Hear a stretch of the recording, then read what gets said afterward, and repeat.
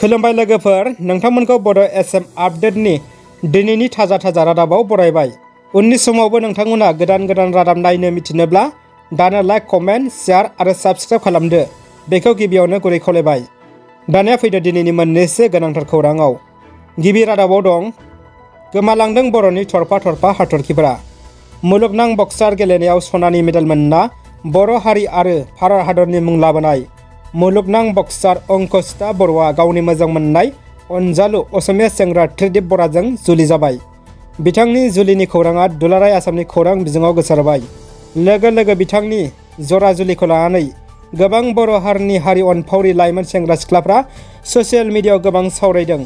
गुबुन हारिनि सेंग्राजों सासे अलंबार सुबुं सम्पद बर' सिख्लाया जुलि जालांनायाव बर' हारिया जोबनो गैयै खहा जादों होनना बुंदों आरो बिथांखौ जोलैनि हांगार होनना गोबाङानो गोबां रावजों सोंखारनाय नुनो मोन्दों।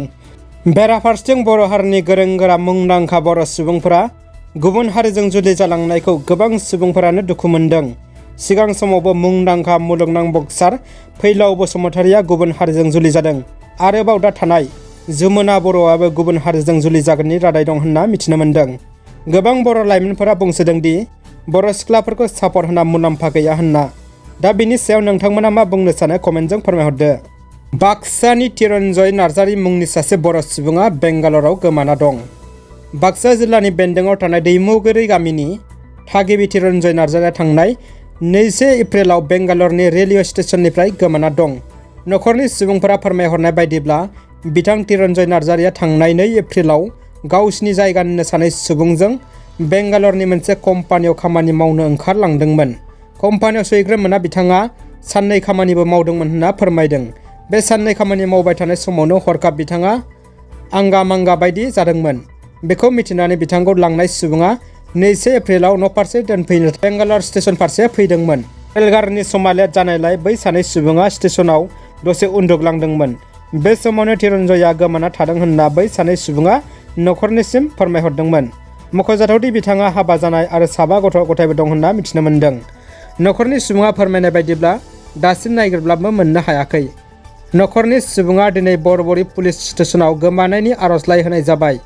सोरबाफोर बे सुबुंखौ बहाबा नुसनबायदोंब्ला नैबे 9365095046 जानबुं नम्बराव खोन्थाहरनो नखरनि सुबुंफ्रा खावलायदों। बिथांनि गामिया जाहैबाय दैमुगुरि, पस्ट अफिसआ जाबाय पकामारा, थानाया जाहैबाय बरबरि, पिन 781343, जिल्ला बाक्सा, बिटिआर, आसाम। दानो फैबाय गुबुन मोनसे खौराङाव। आसामाव थासारिया बांसिन गाज्रि हालोदाव थाङोब्ला रायजोआव लकडाउन फोसावनो गोनां जागोन होनना गिबि मन्थ्रि सर्बानन्द सन'वालआ बुंदों। हादोर नाङैनो कर'ना जिउसानि थासारिजों सुबुं माहारिया सातजाल्लाजों मोगा-मोगि जाबोगासिनो। बे समावनो आसाम रायजोआवबो कर'ना जिउसानि नैथि खोलोबनि गाग्लोबनाय जाथायफोरा गोबां बांनाय खौरां फैदों।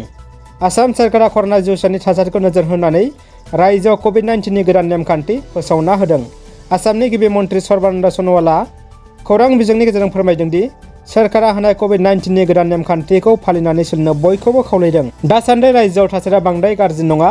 जेब्ला कभिड-19नि नेमखान्थिखौ फालिनानै सोलिया अब्ला थासारिया रायजोआव बेनिख्रुइ गाज्रि हालोदाव महर लागोन, जायनि जाउनाव सोरखारा लकडाउन फोसावनो गोनां जागोन होनना बुंथिदों।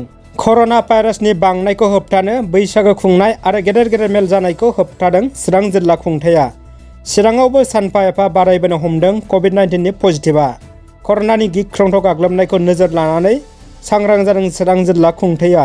जिल्ला खुंथाया साफ्रोमखौबो कभिडनि प्रट'कलखौ मानिना सोलिनो खावलायनायजों लोगोसे बिथोन होदों दि जिल्लायाव बैसागो खुंनाय आरो गिदिर मेला खुंनायखौ बन्द' खालामनांगौ होनना आरो बे बिथोनखौ जुदि मानियाब्ला सेक्सन 51-60 अफ द डिजास्टार मेनेजमेन्ट एक्ट 2005 आरो इन्डियान पेनेल कड सेक्सन 188 नि गेजेरजों राहा लानाय जागोन होननानैबो फोसावथायाव मख'दों।